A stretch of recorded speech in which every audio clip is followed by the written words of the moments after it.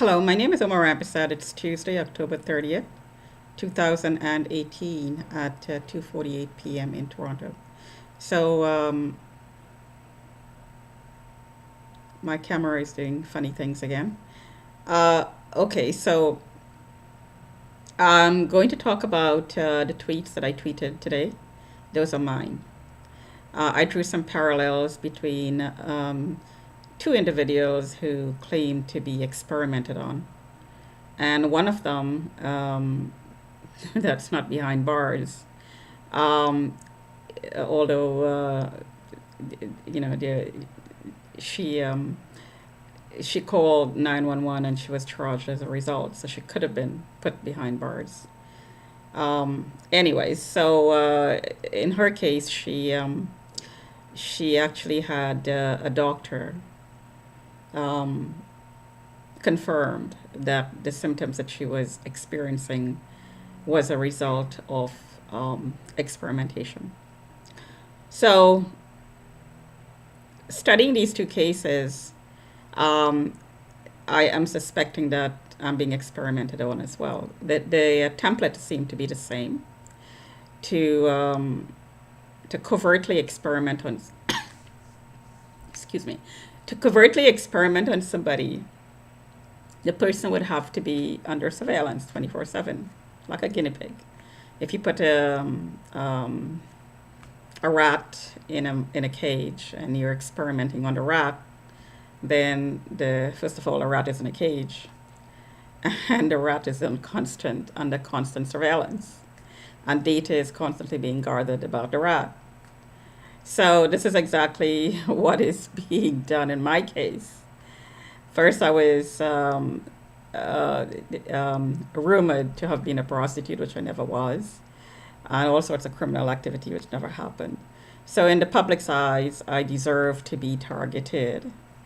So then the community put me under 24/7 surveillance. My voice was taken away. A guinea pig does not have a voice. The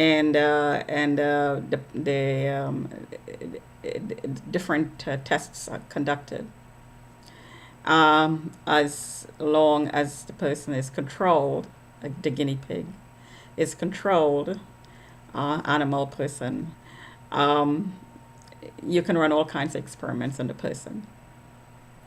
So those tweets that I tweeted this morning was just a summarization as they occurred to me about what was going on or what is going on.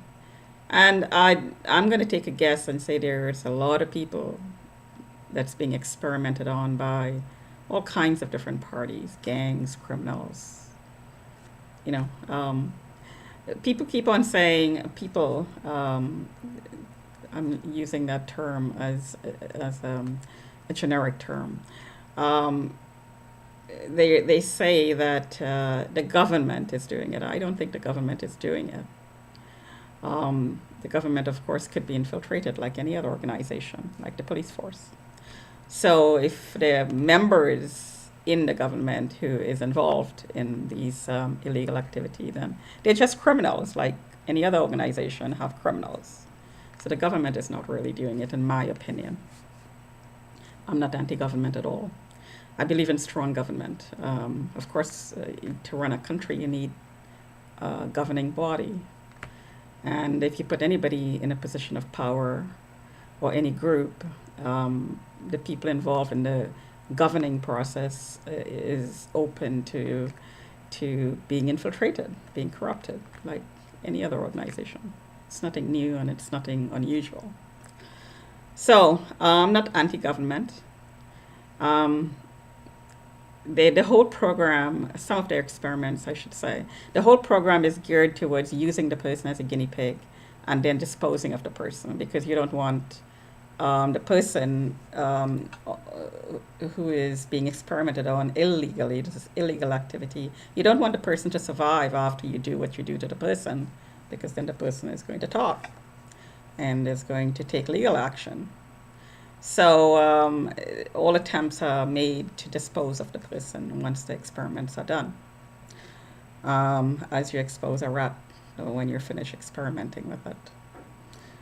So we live in these times where these things can be conducted, experiments can be conducted inside our homes because technology allows 24-hour surveillance remotely. Somebody doesn't have to be sitting outside your door looking at you with a camera as you come out, or have a camera outside your window from the outside in. Cameras are so tiny, it can be easily placed anywhere. And you can be listened to at great distances. So surveillance is very, very easy. That's the easy part of it. Covering up experiments is a little bit more difficult. So the first thing that happens is your voice is taken away. So all attempts are made to suppress your voice. So you're not given the opportunity to speak. So if somebody calls about you, and a target is always calls the cops, that is, um, you will not be asked any questions in most cases. Depends on the cop. It depends on the person who shows up at your door. As I said, not all cops are corrupted. Most of them are not corrupted. But if the person shows up at the door and decide not to ask you questions, then um, you don't get to speak. So this is just an example. There are other ways that you can suppress people's voice. So illegal experimentation is being done. It's a fact. It's an absolute fact that it is being done. The people who are talking about it, targets who survive the process, and are talking about it, of course, is going to be even more heavily targeted. And in various different ways, in all kinds of places, workplaces especially. So because if you don't have a job and you can't pay a lawyer, then you can't fight back with a lawyer. I've gone through a lot of emotional,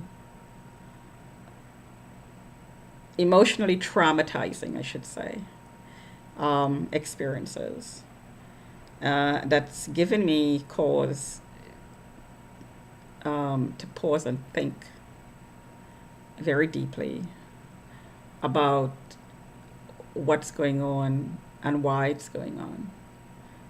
And I have to say that from my readings, this seemed to be a global, and I think I said this before in some of my videos, it seemed to be a global agenda. And women and kids, and I would say, let me correct that. Let me say that again. Women are focused on, but it's got to the point where just about everybody will be targeted, could be targeted. You don't have to be from any particular group. Even certain groups are more heavily targeted than others. Anybody could be victimized this way. Anybody. You could be a professor with the whole alphabet behind your name. You could be a trillionaire. It really, really does not matter.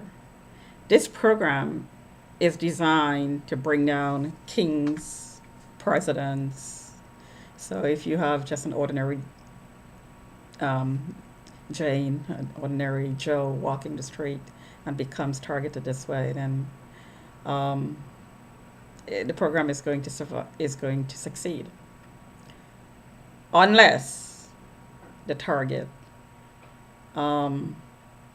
takes an approach and deal with the situation philosophically and find opportunities to constructively, positively deal with the situation. Don't retaliate. Keep a check on incited anger, deliberate incited anger, instigated situations. Keep control of that. You would find that the target can actually become a vehicle of, number one, exposure, number two, changing the situation. And number three, educating people who are targeted this way about, first of all, how the targeting is done, and number two, how to deal with it. So you don't end up, being in prison, being mentally committed, being completely and utterly destroyed. It doesn't have to end up that way. It really doesn't have to end up that way. Um, uh, you know, uh, Remote assaults for verbal assaults, harassment, getting targeted every which way. These things can be dealt with. It can be dealt with, and it can be used as opportunities to grow. At least that's my philosophy towards it. That's my approach, which is allowing me to deal with the situation in a way that it's even allowing me to grow psychologically, emotionally, spiritually. Talk to you another time.